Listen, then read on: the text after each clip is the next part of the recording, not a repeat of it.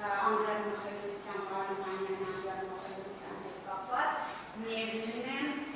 հարց մնացել է բաց եւ մենք ունենք դատարանի ներկայացնելով որոշակի փաստեր, որ դատարանի համար լինելու են կողմնորոշիչ եւ կարծում եմ դատարանը պարտավոր է իր դիրքորոշումը այս փաստերի լույսի ներքո փոխել։ Մասնավորապես խոսքը վերաբերում է նրան, որ մենք բարձրացնում ենք նաև խտրական վերաբերմունքի հարց, այն իմաստով, որ արդեն իսկ Հայաստանի Հանրապետությունում եղել է նախադեպ, որ անձին խոսքը պարոն Տարոն Մարգարյանի մասին է, որը պատգամավորի կարգավիճակ ստացել է այն պայմաններում, երբ որ արդեն իսկ քրեական հետապնդում հարուցված եղել է։ Դա ես հետագայում մանրամասն կներկայացնեմ։ Հետագայում քրեական հետապնդման մեղադրանքի փոփոխության հետ կապված արդեն իսկ դատարանը դիմել է դատախազը դիմել է ազգային ժողովին համաձայնություն ստանալու համար։ Այսինքն նման պայմաններում դատարանը պարտավոր է հաշվի նստել այս հարցի հետ։ Այդուհանդերձ, հարգելի դատարան, մենք մի շատ այլ հանգամանքներ ենք նաև հանգամանքների վրա ենք ուզում, որ դատարանը ուշադրություն դարձնի, մասնավորապես։ Որպես իլակետ ընդունենք այն հանգամանքը, որը փաստ է, որ առաջադրված է եղել արդեն ուսումնական փուլում մեղադրանք եւ քարոզում գործածող, հետագայում Սահմանադրական դատարանի որոշման առաջացել է այդ նորմի կիրառման անհնարինություն, ընդորվեց որպես իլակետ ընդունենք այն հանգամանք, որ այն պահից սկսած, երբ որ Սահմանադրական դատարանը արդեն իսկ որոշումը կայացել է, այդ պահից սկսած, եթե դատարանը որոշումը կայացած չլներ, ոչ մի գործողություն կատարած չլներ, պարոն Գևորգյանը արդեն ապելացիայի կարգավիճակի ուներ։ Հիշենք, որ այդ ժամանակահատվածում դեռևս պարոն Գևորգյանը չէր հանդիսանում ազգային ժողովի պատգամավոր։ Եվ ազգային ժողովի պատգամավոր պարոն Գևորգյանը դարձել է այն պայմաններում, երբ որ ինքը եղել է ապելացիայի կարգավիճակով։ Սա հիմնարարային է այս մեր միջնորդության համար եւ ընդհանրապես դատարանի կողմից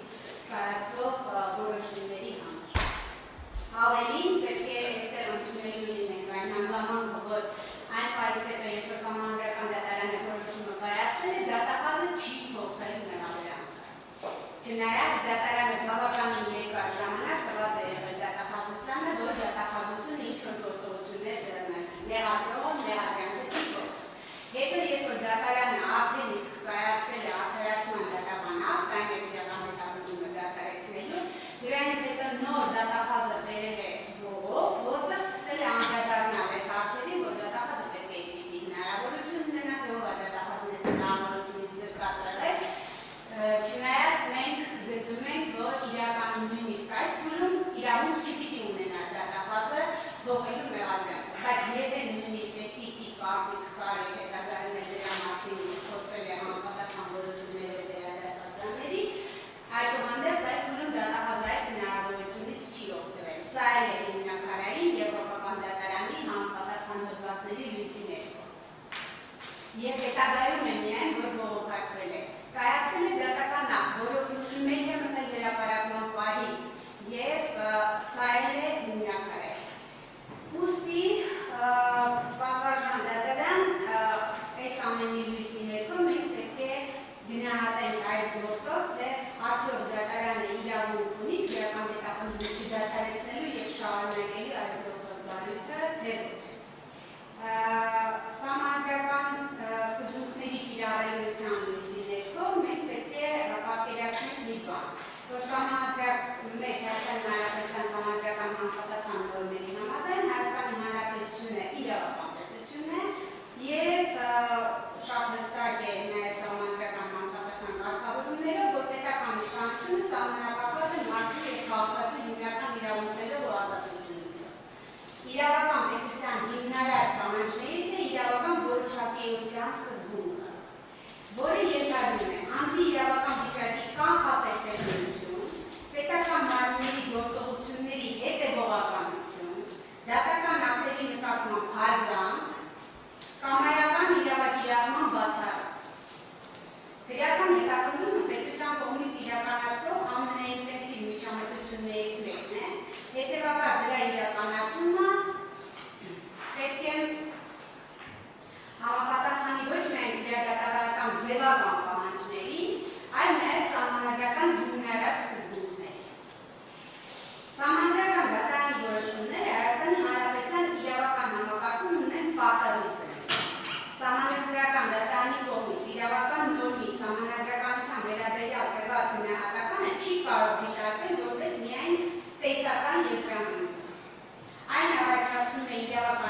կազմի և պարտադրի բոլոր պետական մարմինների, ներառյալ դատարանների և քրեական հետապնդման մարմինների համար։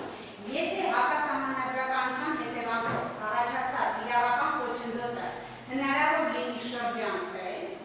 նույն փաստական հիմքով պարզապես կիրառելով այդ իրավական նորմ, ինչ է այստեղ փորձը ակնհանել,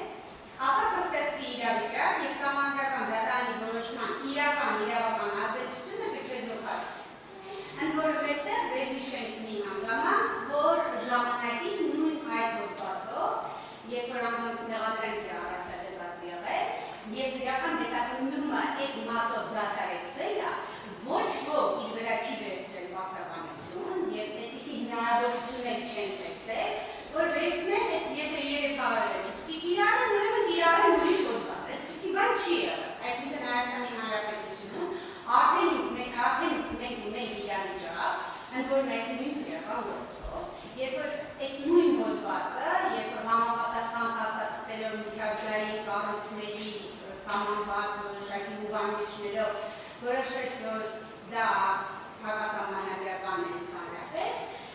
և այնտեղ այդ հարցը քննարկվում է,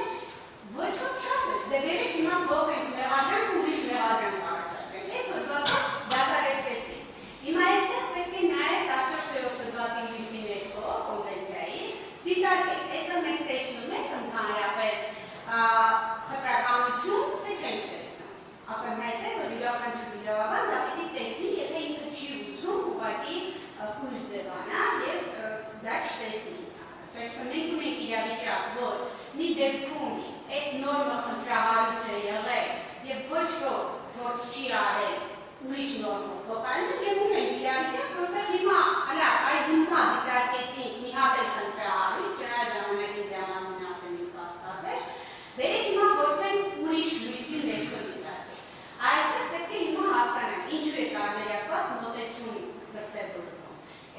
Այս լույսի ներքո խնդրում եմ ևս դատարանը հաշվի առնի, որ այստեղ մենք տեսնում ենք նաև կոնվենցիայի 14-րդ հոդվածի խախտման հիմքեր։ Եվ եթե այսպիսի իրավիճակ լինի, որ յուրաքանչյուր դեպքում ինքը սահմանադրական դատարանն ասում է, որ այս նորմը կիրառելի չէ, վերեք դե փորձենք մի հատ ուրիշ նորմով մեղադրենք, այստեղ արդեն սա կհակասի սահմանադրական արդարադատության նպատակին և ընդհանրապես արդարադատության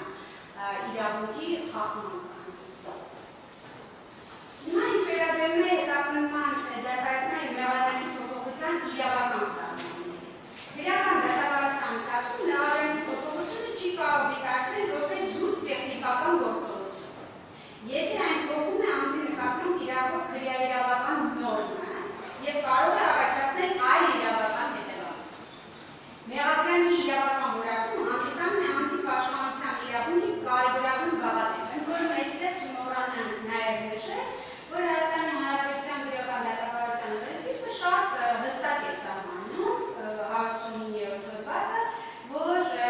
քրեական հետապնդումը ինչ է նաև իր մեջ ներառում և շատ ակնհայտ է, որ իրավական գնահատականը դրա բաղկացուցիչ մասն է հանդիսանում։ Այստեղ չգիտեմ, առաջի կուրսի ուսանողը դրա մասին գիտի։ Եվ այստեղ արդեն մենք չենք կարող ասել, դե փաստերը կային, մեղադրանքը կա և իրավական հիմնավորումը այստեղ հենց այդքան էլ նշանակություն չունի և տեխնիկական միայն խնդիր։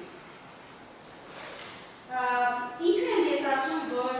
պաշտպանության կարևորագույն գաղափարիչ մասերն է կազմում և քանի որ հենց դրա հիման վրա անձը կազմակերպում է իր պաշտպանությունը, գնահատում է իրեն ներկայացված պահանջները և կանխատեսում հնարավոր իրավական հետևանքները։ Ընդ որում այստեղ նաև չմոռանանք մի բան, որ եթե անձը պաշտպանվել է մի հոդվածից, հետո ասում են դրա հոդվածը փոխեն, դու եք պաշտպանվեց այս մյուս հոդվածից, սա արդեն իսկ լրջագույն խնդիր է առաջացնում։ Ինչու՞, որովհետև երբ որ մարդը իր պաշտպանությունը իրականացնում է, որպես ինքը ընդունելով, որ իրեն մեղադրանք է առաջադրած կոնկրետ այդ գործողությունների համար կոնկրետ այդ հոդվածով, ապա ինքը թե փաստերը, թե իր գործողությունները, որ ներկայացնում է, թե ապացույցները, որոնք ինքը ներկայացնում է, թե իր ելույթները, ամեն ինչ կառուցում է այդ հոդվածի լույսի ներքո։ Հետո փոխում ենք, բերում ենք ուրիշ հետ, հետո ասում ենք, դե դու եք պաշտպանվի սրանից, բայց արդյոք այս դեպքում իր նախկին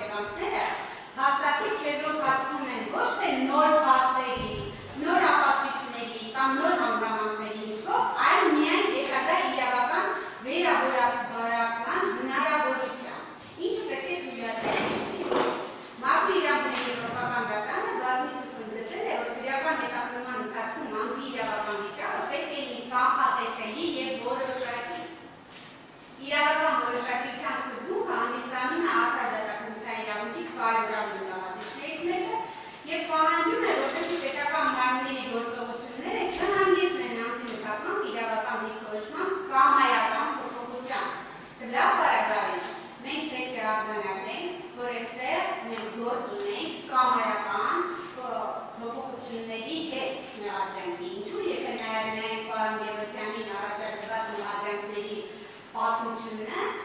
մենք այստեղ պարտավոր ենք նաև ֆիքսել, որ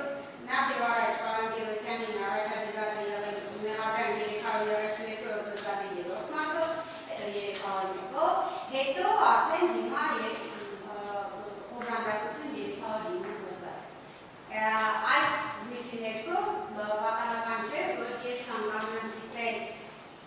արդեն իսկ օրինական ուժներ գտած 14-12-18 թվականի դատարանի որոշումը, որ Ալանայում որպես խափանուջած ընտրելու մասին միջնորդությունը քննության վերաբերյալ և որտեղ դատարանը հիմնավոր կասկածի բացակայություն է դիտարկել պարոն Գևորգյանի գործողություններին և բավականին հետաքրքիր եզրահանգումների է եկել, այդ թվում նաև արձանագրել է։ Ներկայացված նյութերով որևէ հիմնավոր տվյալ առկա չէ, թե մի քանի ամիս քննություն իրականացնելուց հետո ինչ էական փոփոխություն է տեղի ունեցել, որի արդյունքում անհրաժեշտություն է առաջացել նոր մեղադրանք առաջադրել, քանի որ վարույթ իրականացնում մարմնի տրամադրության տակ մինչև Գևորգյանի մեղադրանք առաջադրելը, նաև ամիսներն է նշել, արդեն իսկ այն ապացույցները, որոնք ներկայացվել են սահմանադրական կարգի տապալման մասով, առկա են եղել, և որոնք այժմ նաև ներկայացվել են դատարանը արդեն ուրիշ հոդվածի լույսի ներքո։ Ընդ որում, խնդրում եմ դատարանին հիմք ընդունել, որ մենք այս պարագայում ունենք օրինական ուժի մեջ մտած դատական ակտ, որտեղ արձանագրվել են բազմաթիվ փաստեր, այդ թվում նաև օժանդակելու հետ կապված, այդ թվում նաև ավարտված, չավարտված հանցագործության հետ կապված և որոնք ուղիղ հիմա կիրառել են այս պայմաններում։ Այսինքն մենք ունենք մի իրավիճակ, երբ որ պարոն Գևորգյանին մի դատարան ասում է, որ չէ, չկա այստեղ ընդհանրապես նույնիսկ հիմնավոր կասկածի մակարդակով, որը մենք գիտենք ինչքան ցածր է, նույնիսկ հիմնավոր կասկածի մակարդակով այս գործողություններում չկա հանցանք։ Հետո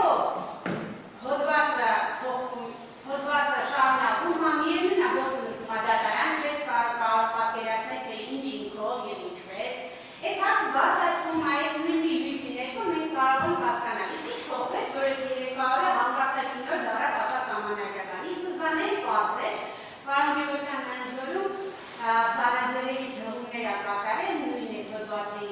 հետ կապված, որտեղ տարիներ առաջ արդեն իսկ այդ հոդվածի իրավականության հարցը բարձրացվել է որոշակիության լույսի ներքո։ Ինչևէ, և հետո հանկարծակի, քանի որ այսպիսի իրավիճակը, դե սա էլ չստացվեց, նա չստացվեց։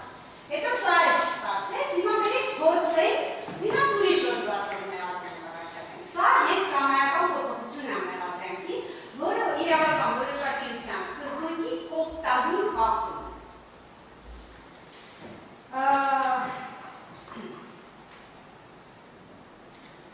Եվ մեղադրողը նման կայմաններում մեկ գործ ունել անել, ինքը պետք է մեղադրանքի հրաժարվել, ուրիշ բան չէր կարող անել։ Բայց դրա փոխարեն, ինչպես արդեն ասում ենք, պահպանելով նույն փաստակազմը,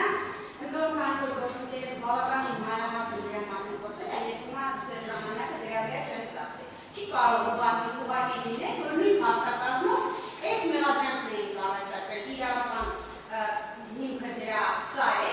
հիմա այդ նույն փաստակազմով, նույն ձևակերպումներով, նույն տապալումների ձևակերպումներով, հիմա բայց հոդված ուրիշ է։ Սա խոսում է նրա մասին, որ ուրեմն դա կապված պետք է լինի քննիչից, դատախազից, չգիտեմ դատավորից, որ միևնույն փաստերի պայմաններում ինքը կարող է այս հոդվածով գդակել կամ այն հոդվածով դատել։ Մեղադրանքը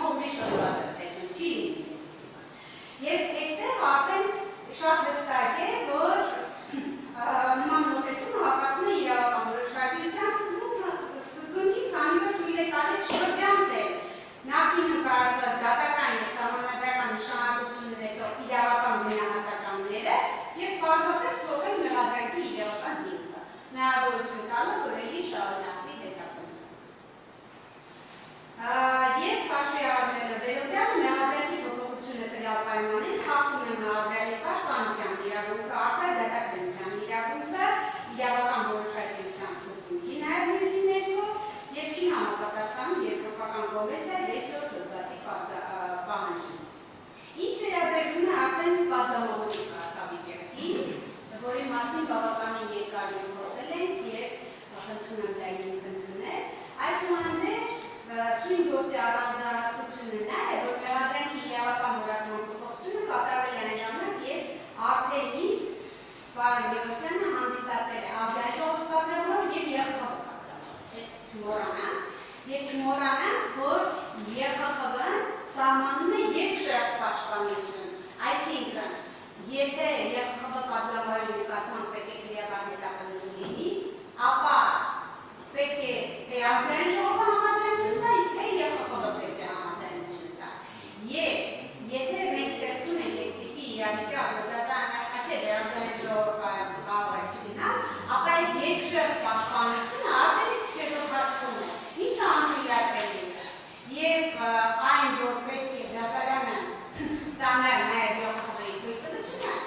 և համաձայնությունը, նման պայմաններում ակնհայտ է, նույնանալ վերահսկում ադրյաց մարդիկ քննարկել են, ընդ որում դա ուղղակի չեն ասել, այլ հետազոտելով նյութերը և բացառիկ իրավիճակ է, որ հատուկ անձայնել է այստեղ,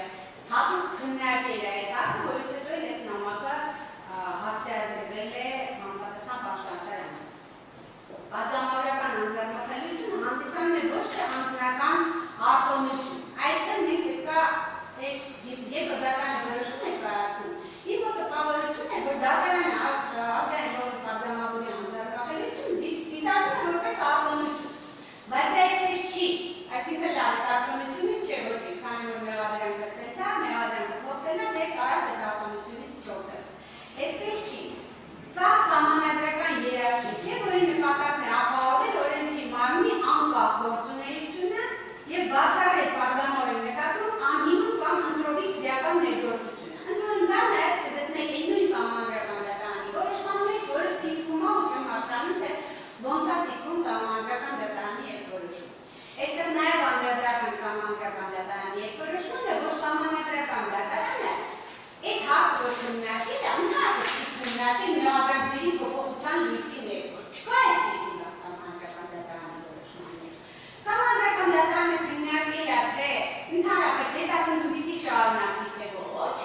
և քննարկել է, թե պլանավորման համար փոփոխություն պետք է ստանալ, թե ոչ։ Եվ հենց այդ լույսի ներքո է, որ անդրադարձել է այս հարցին, ասել է, որ պետք է ապահովի օրենսդիր մարմնի անկախ գործունեությունը, և հենց այդ լույսի ներքո դասա չէ, կալանքի համար պետք է գալ ու համաձայնություն ստանալ։ Ինչու, որտեղ եթե անձը հանդիսանում է պատգամավոր, ապա նման պայմաններում ինչ է ստացվում։ Ինքը պատգամավոր դարձել է, երբ որ ինքը եղել է արդարացված կարգավիճակում, հետո հանկարծակի չգիտես ինչ գործողությունների հետևանքով, որ այդ իրավական համարել ոչ մի կերպ չի կարելի և անհնար է համարել իրավական, բայց ինչ-որ գործողությունների հետևանքով հանկարծակի հայտնվում ենք մի դատարանում, որտեղ մարդիկ չունեն կարգավիճակ ընդհանրապես, հետո հանկարծ մի հատ էլ մեղադրանք է փոխվում, ընդ որում չմոռանանք, որ բավականին երկար ժամանակ էլ առանց կարգավիճակ ունենալու մարդիկ գալիս են լինում են այստեղ, այսինքն դա ազգային ժողովի պատգամավորի մասին է խոսքը, ազգային ժողովի և ԵԽԽՎ պատգամավորի մասին։ Գալիս գնում է չունի այս կոնկրետ գծվածով որևէ կարգավիճակ, բայց պարտավոր է նստել և տարիներով լսել և քննարկել այն հարցը, թե այդ մեղադրանքը փոխվի, թե չփոխվի։ Եվ այստեղ արդյոք ինքը կարող է անկախ գործել, թե որպես ԵԽԽՎ պատգամավոր, թե որպես ազգային ժողովի պատգամավոր։ Միանշանակ ոչ։ Այսինքն կոնկրետ ազդեցություն է գործադրվում ազգային ժողովի պատգամավորի վրա, ինչը նաև անկախ գործելու հնարավորությունն է բացառում։ Ինչը հենց անթույլատրել է, ինչի համար այդ ինստիտուտը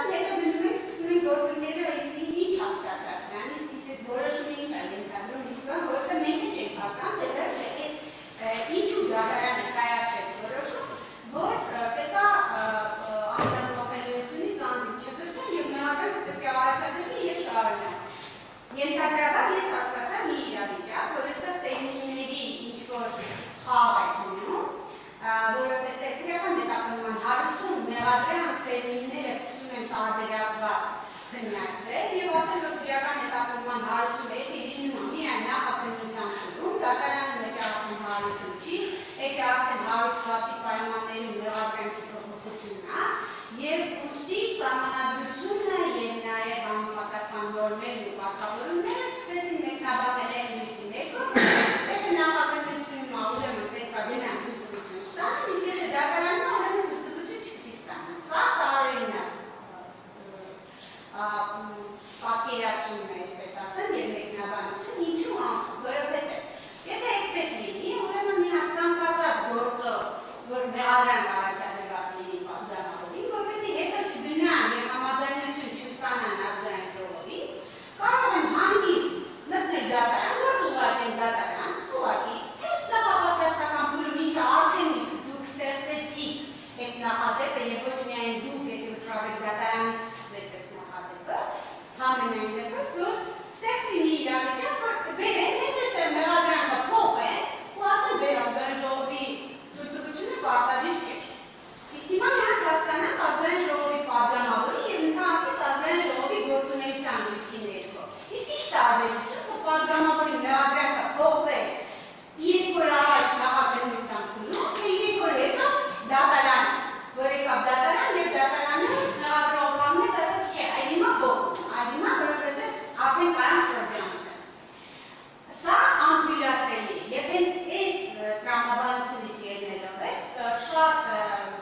ընդունելի է դատարանի կողմից կայացված այն որոշումը, երբ որ դատարանը կայացրեց որոշում, դատախազի բացարկի հետ կապված, կհամաձայնվենք թե չենք համաձայնվի այդ բացարկի հետ կապված դատարանի կայացրած որոշման ընդհանուր բովանդակությանը դա այլակց է, բայց դատարանը տերմինները չմեկնաբանեց ուղղակի տենց եւ ուղիղ։ Դատախազ եւ մեղադրող տերմինները երբ որ հարցեր առաջացել, հեսա գրած է դատախազ, հեսա գրած է մեղադրող, դատարանը ասաց չէ, տենց հնարավոր չի մեկնաբանել։ Պետք է ընդհանուր նայել խնդրի եւ դատարանը շատ ճիշտ անելով դա ընդհանուր դիտարկել։ Չի կարա դատարանը ասի մեղադրանք եւ քրեական հետապնդումը դրանք տենց տարբեր բաներ են, չի կարող այդպիսի բան լինի ուղղակի։ Եվ եթե դատարանը մի դեպքում այսպես ամեկնաբանել եւ դատախազի բացարկը չի ընդունել, այդ նույն տրամաբանությամբ պետք է այստեղ մեկնաբանել։ Թե չէ կլինի արդեն զենքերի հասարակության, կողմերի անհավասար պայմաններ, հետիոտ կտրած ուրիշ լրիվ նորմեր կսկսեն խախտվել, ինչի որովհետեւ դատարանը չի կարող մի դեպքում երբ որ դատախազի պիտի պաշտպանի ու բացարկը չընդունի, ասի չէ, ես այս տերմինները նույնական եմ դիտարկում, իսկ այս դեպքում երբ որ մեղադրանք պետք է առաջադրվի ու առաջ գնացվի, այսինքն ի վնաս մեղադրյալների գործողությունը կա, այստեղ ասի չէ, ասկել յա այլ դեպքում դիտարկելի չէ։ Դա անընդունելի է։ Հիմա ինչ վերաբերում է ընդհանրապես փոփոխության հետ կապված, կարգավիճակի հետ կապված հարցերին, որը դատարանը արդեն համարադարձել է էքսպերտության, բայց ես ուզում եմ հղումներ կատարել արդեն իսկ նշել էի պարոն Տարոն Մարգարյանի գործը։ Եվ մի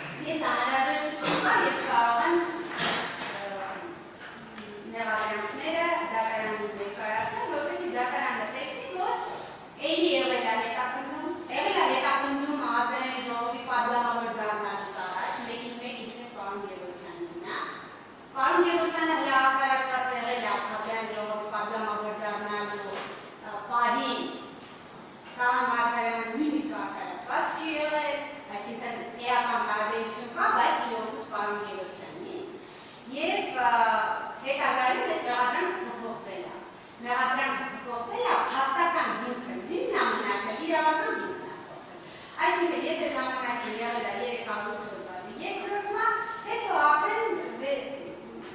վերավորակվել է եւ 3 հոդվածով մեղադրան կառաջարկել։ Այստեղ ամեն ինչը նույնիսկ չգիտեմ հողատարածքի չափ եւ այլն անձին վկաներ ամեն ինչ նույնական է, բավականին մանրամասն ներկայացված է։ Հիմա այստեղ հարց է առաջին։ Եթե պարոն Արոն Մարգարյանի պարագայում Հայաստանի Հանրապետության համապատասխան Հայաստանի Հանրապետությունը ասեն, որովհետև եվրոպական դատարանը մասը այդպես է դիտարկել, չի դիտարկել ես դատախազի դատավոր չգիտեմ։ Եթե Հայաստանի Հանրապետությունում որոշում է, որ անկախ նրանից, որ մինչև դա եղել է մեղադրանքը արդենից, փաստակազմը նույնը եղել է արդենից սկզբանե, հետո իրավական գնահատականը փոխվել է։ Պարոն Արոն Մարգարյանի պարագայում իրեն գտել են, որ պետք է գնան համաձայնություն ստան, պարոն Գևորգյանի պայմաններում գտնում են, որ կամ պարոն Սերյան Մոհանյանի պայմաններում գտնում են, որ չէ, այս պարագայում չէ, չպետք է գնան։ Այստեղ արդեն հարց է։ Դուք պետք է որոշում կայացնել։ Կամ դուք խախտում եք կոնվենցիայի 14-րդ հոդվածը եւ այդ քրեական վերաբերմունքն անշանակ դիտարկվում են նման պայմաններ եւ ասում եք, չէ, թույլտվություն չկա, կամ դուք ղեկավարվում եք օրենքով, սահմանադրությամբ, եվրոպական կոնվենցիայով եւ արձանագրում եք այն փաստը, որ պետք է համաձայնությունը ստանան։ Եվ սա է միակ ճանապարհը, որ դուք պետք է անեք, իրավական ճանապարհը դա է։ Այդ ճանապարհը միանշանակ հանգեցնել է մի շարք հոդվածների խախտման, թե 6-րդ հոդվածի լույսի ներքո, թե նաեւ փրկականության 10-րդ հոդվածի լույսի ներքո։ Եվ փրկական վերաբերմունքի հետ կապված անհրաժեշտ է գնահատել նաև այն հանգամանքը, որ միևնույն իրավական իրավիճակում գտնվող այլ պատգամավորի Արոն Մարգարյանի պարագայում պետական մարմինները կիրառել են այլ դատավորական մոտեցում, ես այս արդեն ինչ-որ նշում եմ եվրոպական դատարանի արդեն տեզներով եւ որոշումների լույսի ներքո եւ նման պայմաններում եվրոպական դատարանը իր բազմաթիվ նախադեպային որոշումներում նշել է, որ ակնհայտ է, որ հտրական վերաբերմունքի պարագայը եւ հավասարության սկզբունքը խախտվել է։ Տարբերակված մոտեցում է եղել, ինչը անթույլատրելի է, եթե կան միևնույն օբյեկտիվ եւ գործամիտ հիմնավորումներ։ Դրա դեպքում նաեւ հիմա հողներ չեմ կատարի եվրոպական դատարանի բազմաթիվ նախադեպային որոշումների, որովհետև կարծում եմ, որ դատարանն է դրանց ակնհայտորեն ծանոթ է, եւ հիմա մնում է դատարանին ընդամենը հանդեր մի երկրամանման։ Ինքը որոշել է վերջին աշխով ղեկավարի կոնվենցիայի սահմանադրությամբ եւ քրեական դատավարության նորմերով, թե որոշելու է այդուհանդերձ շարունակել այս պրոցեսը եւ որը ակնհայտ քաղաքական ենթատեքստ ունի, անկախ նրանից, թե հիմա դատարանը ինչքան կհամարի, որ դա այդպես է, թե չի համարի, որ դա այդպես է, դուք պետք է դուրս Հայաստանի Հանրապետության ցանկացած քաղաքացուն մոտեցեք, անկախ նրանից, թե ինքը ինչ կողմ որոշում ունի, այդ հաշվի առնենք, նույնիսկ անկախ դրանից իրանք ասեն, որ այս գործով կոնկրետ կա քաղաքական այդ ազդեցությունը։ Մեկը կասի շատ լավ որ կա այդ ազդեցությունը, մեկը կասի սա հայտարարություն է, բայց որ քաղաքական ազդեցությունը կա, այդ բոլորի համար ակնհայտ է։ Եվ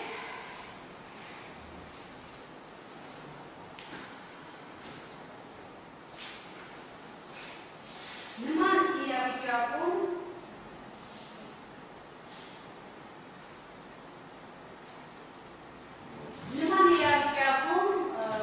վկայական դատարան մենք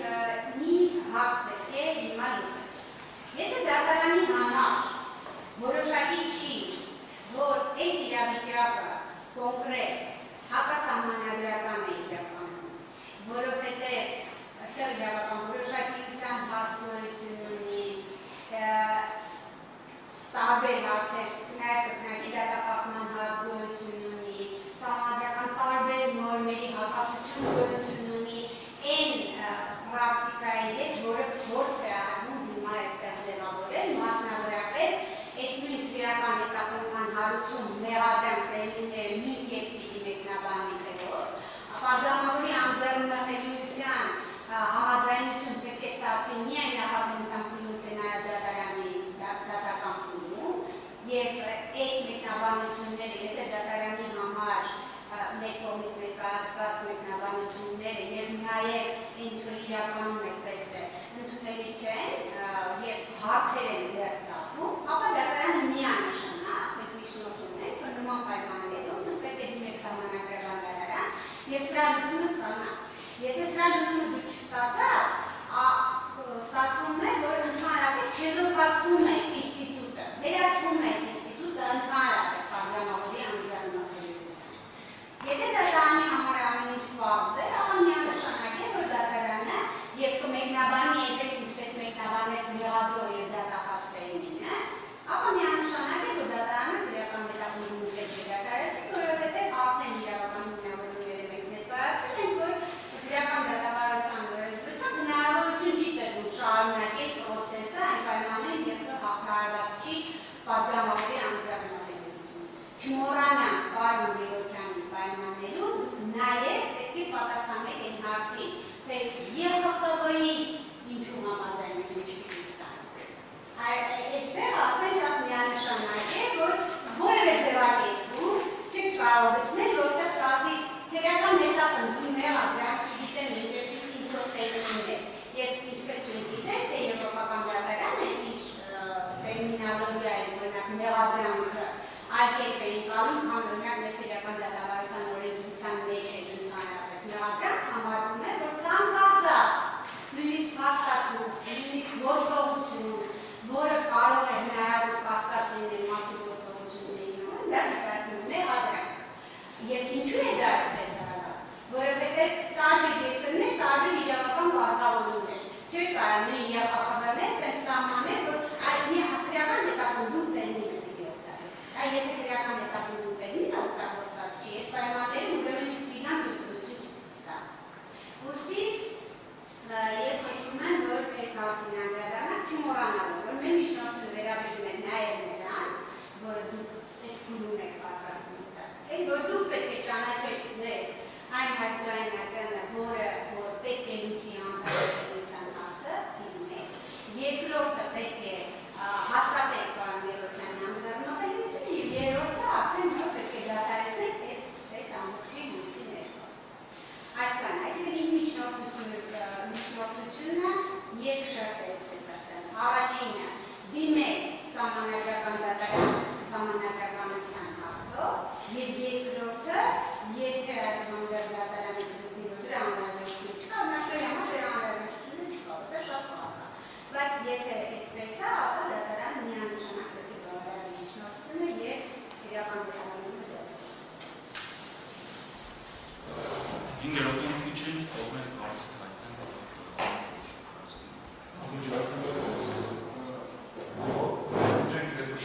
Իջին կարծիք հայտնեն